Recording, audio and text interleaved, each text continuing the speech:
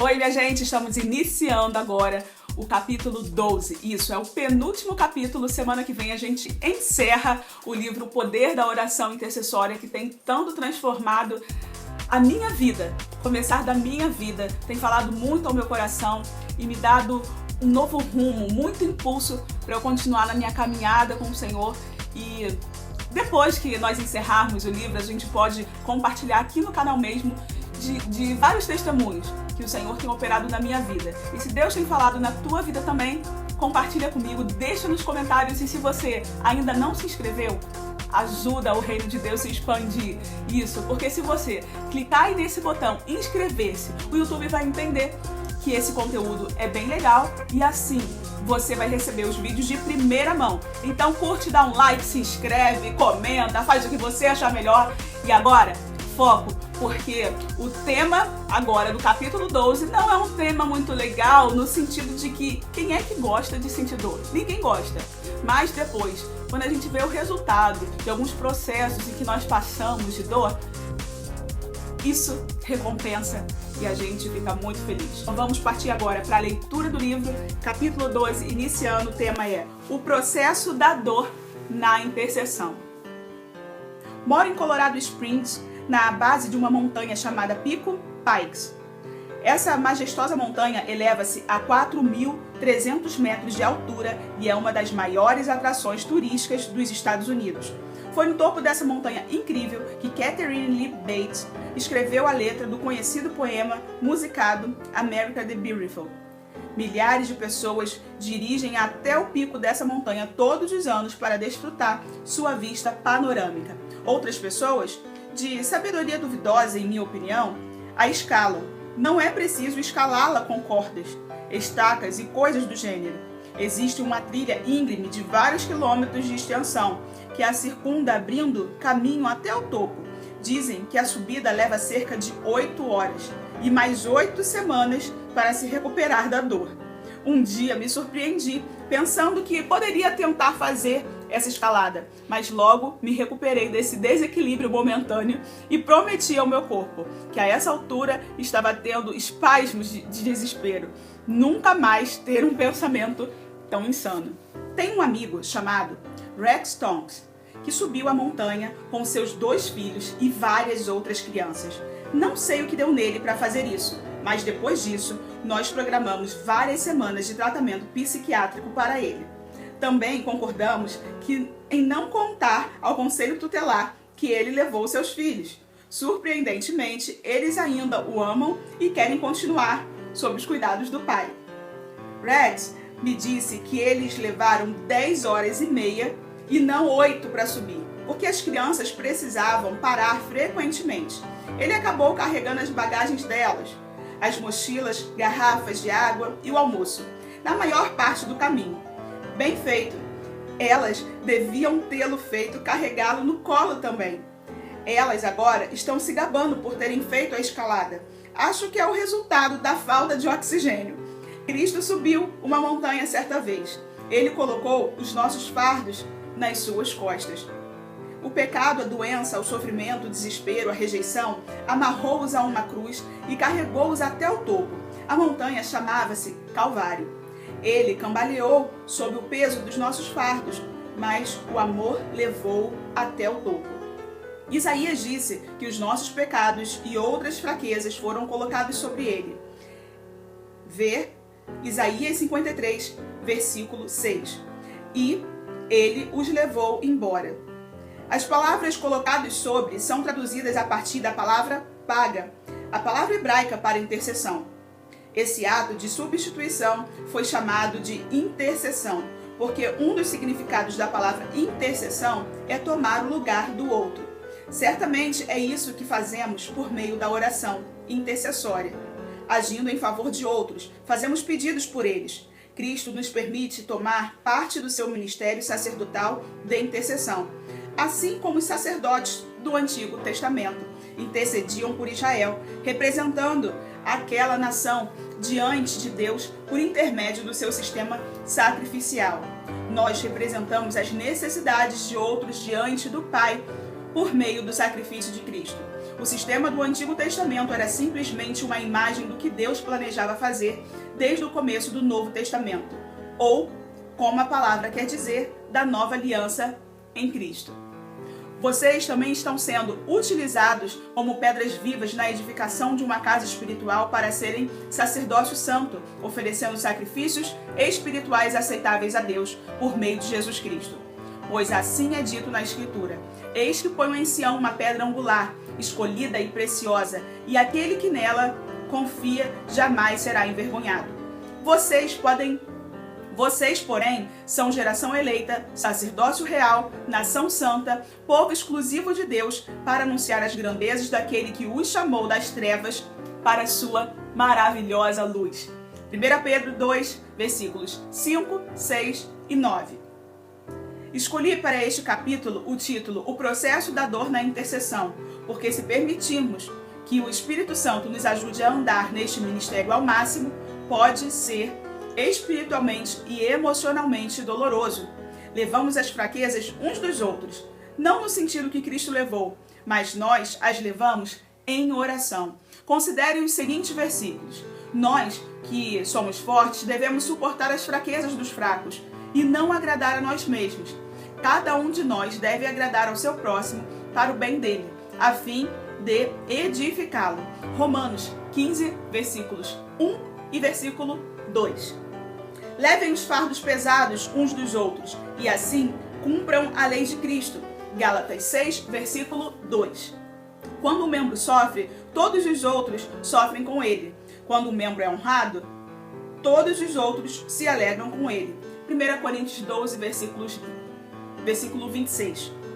Dick Eastman compartilha um incidente notável em sua vida. Ele ilustra bem o quanto Deus pode permitir que nós entremos nesse aspecto sacerdotal precioso da intercessão de Cristo. Há vários anos, Dick estava intercedendo por 153 crianças que foram mantidas reféns de terroristas na Holanda. A mídia dava cobertura diária da situação. E um dia, quando as exigências dos terroristas se intensificaram, o Senhor levou a um nível inteiramente novo de intercessão. Enquanto orava em sua capela de oração no quintal de sua casa, Eastman, de repente, pôde se ver dentro do prédio da escola onde as crianças estavam sendo mantidas refém. Ao olhar para elas por meio de seus olhos espirituais, ele ficou sobressaltado ao reconhecer suas próprias filhas de 6 e 9 anos entre as crianças mantidas cativas. Ele sabia que suas filhas estavam, na verdade, dormindo em casa, apenas a poucos metros de distância. Mas essa imagem mental fez com que ele entrasse no papel do intercessor identificado com a situação, enquanto o Espírito Santo colocava sobre ele uma intensidade de oração como ele nunca havia experimentado. Tremendo de indignação, ele ordenou com autoridade que os terroristas libertassem as crianças. Várias emoções vieram à tona, enquanto ele, na posição de pai dessas crianças, gemia com dores de partos em intercessão por elas, exigindo sua libertação. Sentindo a vitória, o tempo de intercessão terminou abruptamente. Ele foi para o escritório alguns minutos depois e não pensou mais no assunto durante aquele dia. Naquela noite, enquanto a família jantava, ele, por acaso, viu com o canto dos olhos uma televisão ligada na sala de visitas. Chamou a sua atenção a notícia de que 3 das crianças holandesas haviam sido libertas. Em vez de ficar radiante com aquela vitória, Eastman ficou surpreso ao sentir seus olhos se encherem de lágrimas. Jesus, ele disse em sua oração: eu não pedi por 3 crianças, eu pedi que todas elas fossem libertadas. E aquela foi uma oração que nasceu do teu espírito. Com um novo rompante de ousadia, ele bateu com um punho na mesa e declarou: e eu reivindico o milagre agora. Naquele exato momento em que ele golpeou a mesa, um repórter local interrompeu a transmissão da notícia para esclarecer que a notícia transmitida anteriormente estava incompleta. Ele prosseguiu informando aos telespectadores que, na verdade, todas as 153 crianças haviam sido libertadas naquela manhã. O assombro de Eastman sobre como tudo aconteceu na hora certa dura até hoje.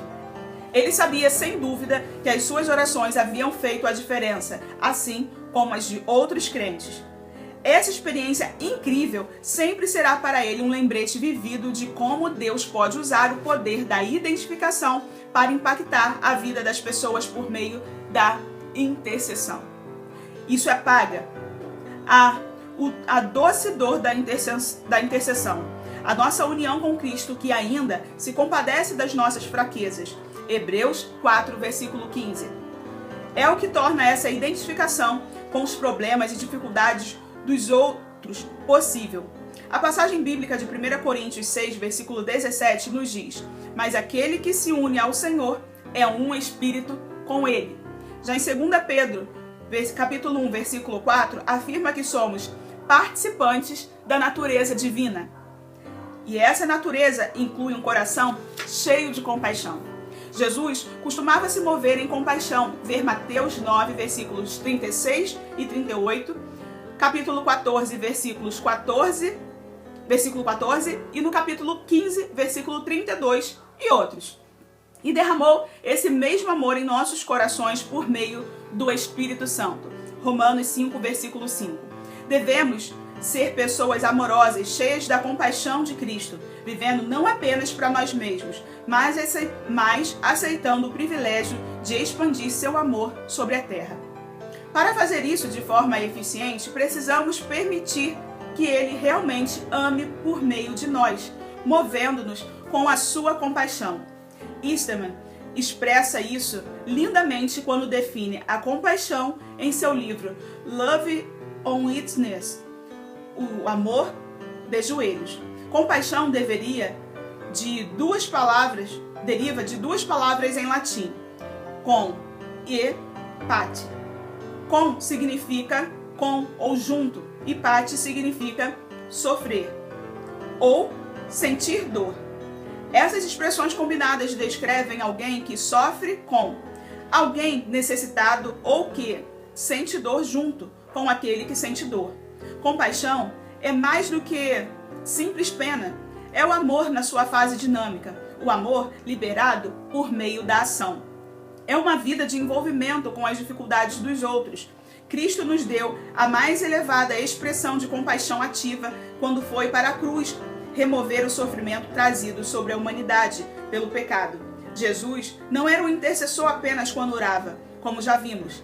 Ele viveu uma vida de intercessão. Jesus é compaixão. Quando ele orava, era compaixão orando. Ver Cristo em oração é ver o amor de joelhos. Recentemente participei do The Call, conforme mencionei no capítulo 10. Foi uma reunião de 400 mil jovens e adultos, em sua maioria adultos, no Washington Mall, na capital dos Estados Unidos, com a finalidade de se arrependerem, jejuarem e orarem por um avivamento no país. Eu, juntamente com muitos outros, creio que o avivamento está a caminho dos Estados Unidos e que a juventude vai exercer um papel preponderante. Esse é um dos motivos pelos quais muitos líderes acreditam que aquela reunião foi tão crucial. Creio ter sido um dos dias mais importantes da história da nossa nação. Em certo momento do dia, enquanto eu estava em um momento de extremo arrependimento pelos pecados da minha geração contra a geração mais jovem, comecei a sentir a profunda dor do Espírito Santo com relação a esses pecados. Enquanto eu me arrependia pelo aborto, o abandono, o abuso, a impureza sexual, os vícios e todas as coisas que fizemos a esta geração ou passamos para ela, achei que meu coração fosse se partir. Até mesmo ao escrever isso, começo a sentir dor outra vez. Eu soluçava, sentindo algo tão profundo dentro de mim que meu estômago subia e descia. Eu sentia a dor deles, o coração partido do pai e a vergonha da minha geração. Era quase insuportável. Eu estava fisicamente e emocionalmente arrasado. Aquela era a dor da intercessão. O peso que eu sentia estava sendo colocado sobre mim pelo Espírito Santo com a finalidade da intercessão. Felizmente, ele foi retirado depois de um curto período, embora eu ainda o carregue em um grau menor. Assim, nós vamos encerrando essa primeira parte do capítulo 12. Amanhã eu volto com vocês para a gente finalizar esse capítulo. Espero que, enquanto nós estamos lendo aqui, Talvez você já tenha participado de algum momento, né, seu e do Senhor, ou então em alguma reunião, culto, aonde no momento da oração, algo veio ao teu coração trazendo uma dor, mas não uma dor sua, mas uma dor de alguém à sua volta, e que você se identificou com aquela dor e você sentiu como ela fosse sua. Isso é a dor da intercessão. É uma dor que não vem para nos esmagar, para nos destruir, mas uma dor que faz com que tenhamos a verdadeira compaixão, a empatia, se colocando no lugar do outro e assim intercedendo ao Pai, para que Ele opere em favor dessa causa. Amanhã nós vamos continuar aqui e eu espero que você, se você já passou por essa situação ou se você ainda está aprendendo, tenha certeza, você vai ainda passar por isso. E Deus será contigo, para que a vitória seja liberada através da tua vida, da tua oração e da tua intercessão. Um abraço, aguardo você. Até amanhã para a gente finalizar. Um beijo e tchau!